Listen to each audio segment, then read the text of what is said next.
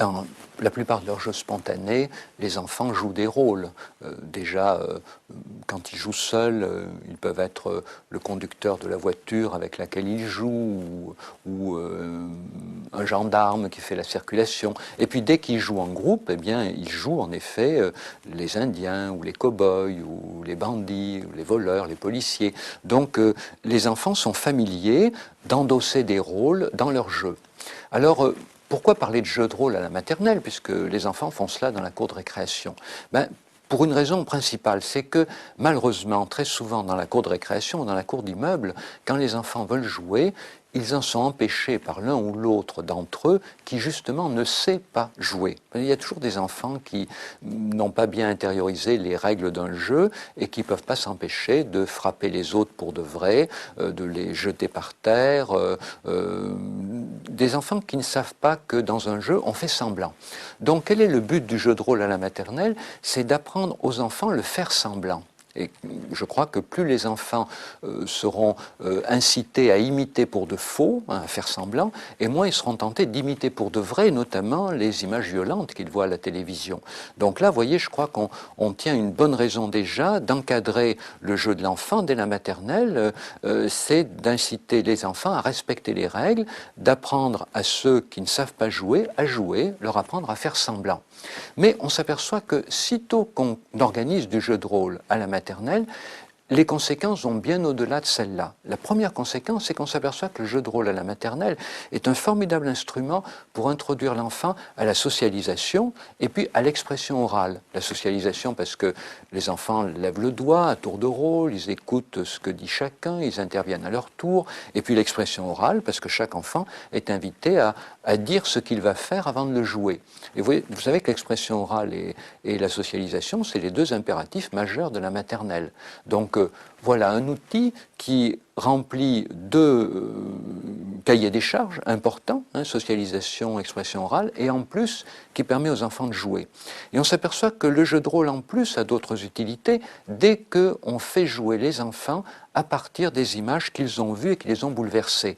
Parce qu'il faut savoir que les enfants, ils ne se contentent pas de regarder les programmes pour enfants. Dès l'âge de 3 ans et demi, 4 ans, des enfants regardent les actualités, le vampire du campus, les séries télévisées.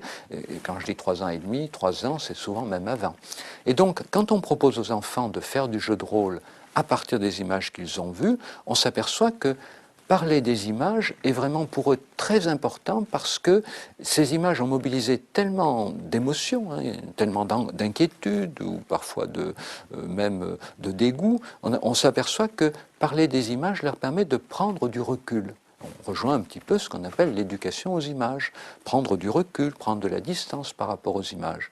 Donc le jeu de rôle permet cela aussi. Apprentissage de la socialisation et de l'expression orale, recul par rapport aux images. Et puis on s'aperçoit que le jeu de rôle a une troisième utilité. En invitant les enfants à jouer alternativement, par exemple, les agresseurs et les victimes, en les obligeant à changer de rôle, en obligeant les agresseurs à jouer les victimes, puis les victimes à jouer les agresseurs, on s'aperçoit qu'on invite les enfants à pouvoir mieux développer l'empathie entre les uns et les autres. Vous savez, l'empathie, cette capacité que nous avons de nous mettre à la place d'autrui. Et qu'est-ce qui fait qu'un enfant peut être violent, peut faire du mal aux autres? Souvent, c'est parce qu'il ne se rend pas compte qu'il fait du mal à l'autre. Développer la capacité d'empathie des enfants, c'est faire en sorte que les agresseurs se représentent mieux le mal qu'ils font aux victimes, et puis c'est aussi permettre que, dans le meilleur des cas, la victime puisse elle aussi se penser comme un agresseur possible. Et vous voyez, le jeu de rôle aussi a un rôle important, un rôle à explorer. Peut-être que le jeu de rôle devrait permettre de faire en sorte que les enfants se figent moins vite dans des rôles, que dès la maternelle, on ne voit plus comme aujourd'hui déjà des enfants qui se perçoivent comme des petits caïds invulnérables, des enfants qui se perçoivent comme des victimes désignées. C'est très préoccupant parce que, en général, ce qui préoccupe les pédagogues ou même les pouvoirs politiques, c'est que certains enfants se perçoivent toujours comme agresseurs, mais je crois que le fait que certains enfants se perçoivent toujours comme victimes est tout aussi préoccupant, parce qu'après tout, s'il n'y avait pas autant d'enfants qui se perçoivent comme victimes, il y aurait probablement moins d'enfants capables d'exercer leur agressivité contre les autres. Et donc du coup, le jeu de rôle, vous voyez, a une utilité pour permettre aux enfants de se réapproprier tous les rôles possibles d'une situation, se percevoir tantôt comme agresseur, tantôt comme victime, tantôt comme redresseur de tort, pourquoi pas. Et le jeu de rôle permet de les aider tous sans en stigmatiser aucun.